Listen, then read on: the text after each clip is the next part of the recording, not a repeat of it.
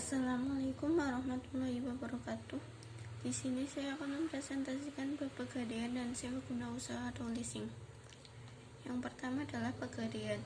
Pengertian pegadaian secara umum adalah pengertian usaha gadai adalah kegiatan menjaminkan suatu barang berharga pada pihak pegadaian guna memperoleh sejumlah uang dan barang yang akan ditebus kembali yang sudah dijaminkan dan akan ditebus kembali sesuai dengan perjanjian antara nasabah dengan lembaga pegadaian. Dari pengertian di atas, maka ciri-ciri usaha gadai yaitu: 1. Terdapat barang-barang berharga yang digadaikan. 2. Nilai jumlah pinjaman tergantung nilai barang yang digadaikan. 3.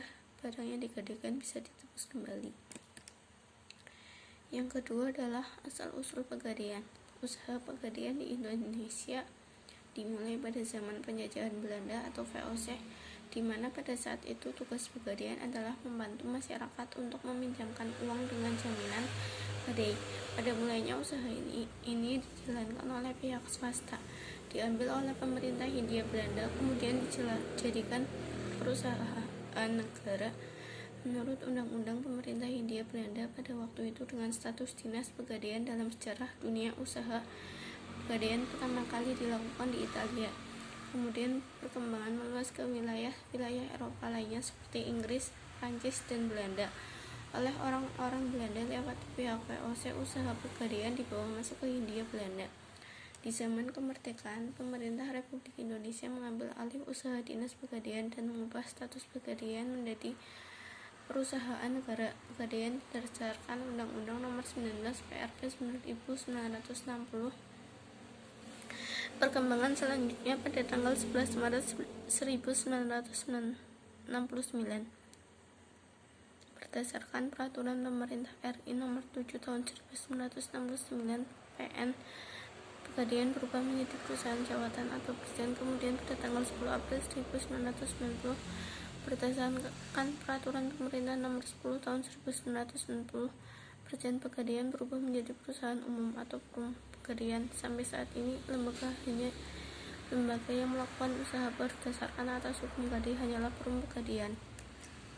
Yang ketiga adalah keuntungan usaha gadai. Tujuan utama usaha pegadaian adalah untuk mengatasi agar masyarakat yang sedang membutuhkan uang tidak jatuh ke tangan para pelepas uang atau tukang ijon atau tukang rentenir yang bunganya relatif tinggi. Keuntungan perum pegadaian jika dibandingkan dengan lembaga keuangan bank atau lembaga keuangan lainnya adalah: 1. Waktu yang relatif singkat untuk memperoleh uang, yaitu pada hari itu juga. Hal ini disebabkan prosedurnya yang tidak berbelit-belit. Yang kedua adalah persyaratan yang sangat sederhana sehingga memudahkan konsumen untuk memenuhinya. Yang ketiga adalah pihak pegadaian tidak mempermasalahkan uang tersebut digunakan untuk apa, jadi sesuai dengan kehendak nasabahnya. Yang ketiga adalah besarnya jumlah penjamin. Besarnya jumlah penjamin tergantung dari nilai jaminan. Barang-barang berharga yang diberikan semakin besar nilainya, semakin besar pula jaminan yang dapat diperoleh oleh nasabah. Demikian pula sebaliknya. Namun biasanya pegadaian hanya melayani sampai jumlah tertentu, dan biasanya yang menggunakan jasa pegadaian adalah masyarakat menengah ke bawah. Nasabah yang memperoleh pinjaman akan dikenakan sewa modal per bulan yang besarnya tergantung dari golongan nasabah. Yang E adalah barang jaminan. Jenis-jenis barang jaminan yang dapat diterima dan dapat dijadikan jaminan oleh perum pegadaian sebagai berikut: 1.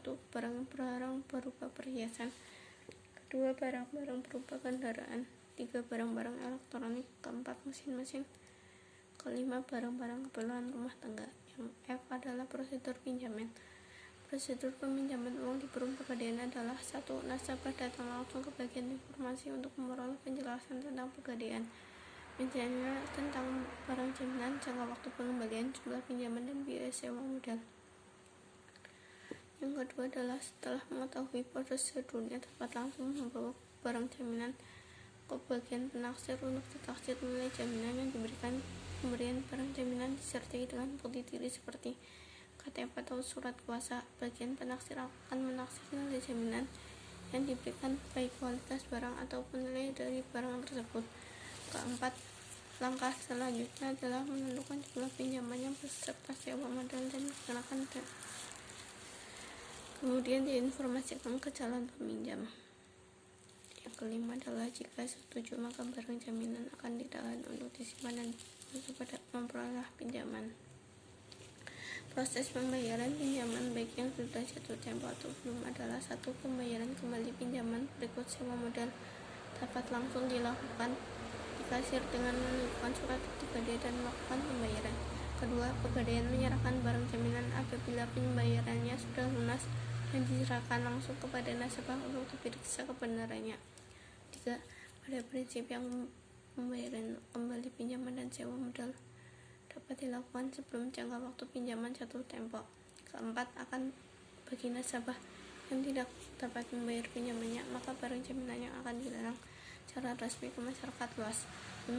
Hasil penjualan lelang akan diberitahukan kepada nasabah dan seandainya uang hasil lelang lebih, maka akan dikembalikan kepada nasabah.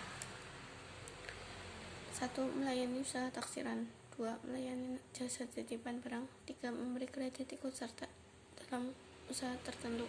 Keempat, bekerjasama dengan pihak ketiga. Sewa guna usaha atau leasing. A. Pengertian sewa guna usaha. Pengertian sewa guna usaha menurut Keputusan Menteri Keuangan No. 1169 KMK 01 1991 tanggal 21 November 1991 tentang kegiatan sewa guna usaha. Sewa guna usaha adalah kegiatan pembiayaan dalam bentuk penyediaan barang modal baik secara guna usaha dengan hak opsi maupun sewa guna usaha tanpa hak opsi untuk digunakan oleh lease selama jangka waktu tertentu berdasarkan pembayaran secara berkala. B. Dan mengenai leasing, kegiatan leasing resmi diperbolehkan beroperasi di Indonesia setelah keluar surat keputusan bersama antara Menteri Keuangan, Menteri Perindustrian, dan Menteri Perdagangan. Pihak-pihak yang terlibat. Adapun pihak yang terlibat dalam proses penggunaan fasilitas leasing adalah sebagai berikut: leaser, kedua leasing, ketiga supplier, dan keempat asuransi.